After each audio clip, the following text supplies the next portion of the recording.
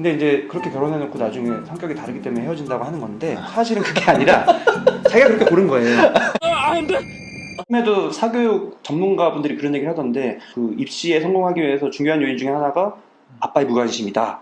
엄마가 그냥 자기 방식대로 끌고 나가라, 흔들리지 말고. 네, 저도 얘기 들었어요. 그런 얘기 아직도 하더라고요. 네. 저희 때도 있었는데. 네. 근데 저는 그거에 반대를 하는 거죠. 왜냐면은 육아도 그렇고 교육도 그런데 아빠 효과라고 제가 이제 책에서도 쓴 건데 아빠가 지금 애를 많이 보고 계신데 그게 뭐 나한테도 좋고 가족한테도 좋고 하지만 애한테도 좋은 게 있거든요. 연구 결과가 또 생겨서 아이한테 뭐 사회성도 좋고 지능도 좋고 여러 가지 좋은 게 많은데 그 이유가 뭘까? 그 이유가 뭔지 아세요?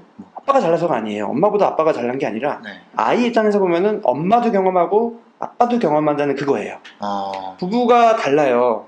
부부가 비슷하세요? 다르죠. 다르죠. 부부는 원래 달라요. 왜냐면 내가 무의식적으로는 결혼할 때쯤 되면은 나랑 다른 사람을 찾게 돼 있어요. 그 이유가 뭐냐면은 2세의 관점에서 보면은 풍성한 거를 전해줄 수 있거든요. 그죠. 서로 다른 성향이기 때문에. 근데 이제 그렇게 결혼해놓고 나중에 성격이 다르기 때문에 헤어진다고 하는 건데 사실은 그게 아니라 자기가 그렇게 고른 거예요. 근데 그게 단점이 아니라 장점이라는 거예요. 아이한테 어렸을 때 육아도 엄마 스타일과 아빠 스타일이 다르잖아요. 엄마는 좀 뭐 안 그런 경우도 있지만 흔하게는 좀 싸서 키우기도 하고 보호를 많이 하기도 하고 아빠는 많이 풀어 키우기도 하고 좀 과격하게 키우기도 하고 그러면 뭐가 맞냐? 다 양면이 있는 거예요. 그래야지 아이가 한쪽으로 안 쏠려요. 그래서 균형 있게 아빠가 전해주는 이런 가치관이나 이런 생활 패턴이나 이런 것들도 전해주고 엄마의 그런 섬세함이나 이런 것도 전해주면 아이가 그런 양면을 경험했기 때문에 폭이 넓어지기 때문에 아빠 효과에 중요한 제일 연구 많이 된 게 사회성이 좋다. 그게 이제 대인관계를 할 때 남자도 있고 여자도 있는데 이런 걸 다 폭넓게 이해하게 되는 거죠. 한쪽만 키운 것보다는. 그게 교육도 마찬가지라는 거예요. 교육이 먼저냐 성격이 먼저냐. 아빠는 성격이 먼저라고 그러고요. 엄마는 교육이 먼저라고 그러는 거예요. 근데 다 중요한 거예요. 그러면은 엄마만 아이를 이제 아빠의 무관심을 힘입어 한쪽으로 이제 몰고 간다.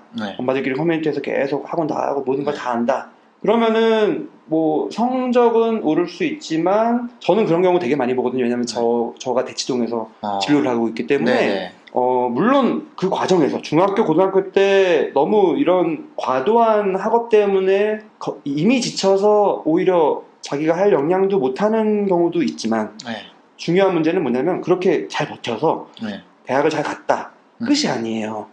그때 뒤늦게 사춘기가 찾아오는 경우 되게 많아요. 대학 잘 가놓고 갑자기 휴학을 하고 자퇴를 해요. 지금까지의 나의 삶은 내 인생이 아니었어. 그 스카이캐슬에서 주인공이 그랬거든요. 서울대 의대 간 다음에 자퇴한 거예요. 지금부터는 내 삶을 살겠어. 이런 식으로.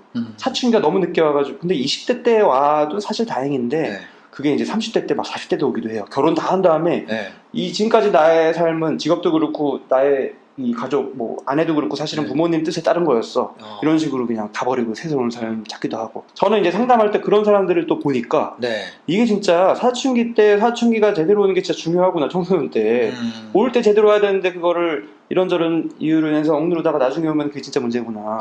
오긴 오는 거네. 네, 오긴 오는 거예요. 고민의 과정이 있어야지 성장을 하는 거잖아요. 그래서 청소년들이 고민을 제대로 할 수 있게끔 도와주는 문화가 돼야 되는데 현실적으로 공부만 많이 강조하다 보면 그게 안 된다.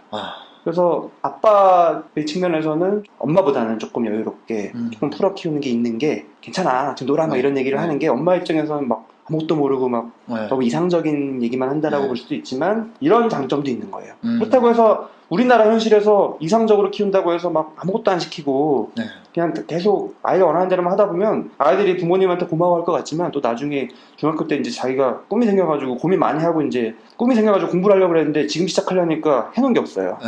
부모님 원망해요. 왜 남들 학원 다닐 때 나는 왜 아무것도 안 시켰냐 이러지. 엄마들도 다 이유가 있는 거예요. 그렇게 하는 이유가 있고 아빠도 다 아빠 나름의 이유가 있는 거고 결국에는 부부가 이런 얘기를 해야 되는 건데 얘기만 하다 보면 싸우잖아요. 싸우니까 안 하는 것보다는 싸우는 게 당연하다. 싸우는 게 문제가 아니라 이렇게 균형을 잡아가는 과정인 거예요. 계속 싸우면서 균형을 맞춰져 가는 게 아이를 키울 때 되게 중요한 거죠. 지금도 마찬가지예요. 육아관도 그렇고 교육관도 그렇고. 그래서 부부가 함께 아이를 공동 육아를 하는 게 아이한테도 장점인 거고 이 가족 측면에서도 장점인 거고 상대적으로 아빠가 많이 이제 안 했으니까 아빠가 많이 이제 해야 된다라는 거를 전 얘기하는 거고. 제가 말이 좀 많네요. 아니에요. 아니, 저는 생각이 많아지네요. 그러니까 얘기를 많이 해주시니까 생각이 굉장히 많아지네요. 아, 우리 애 어떻게 키워야 되지? 그래서 부부가 함께 아이를 공동 육아를 하는 게 아이한테도 장점인 네. 거고 이 가족 측면에서도 장점인 거고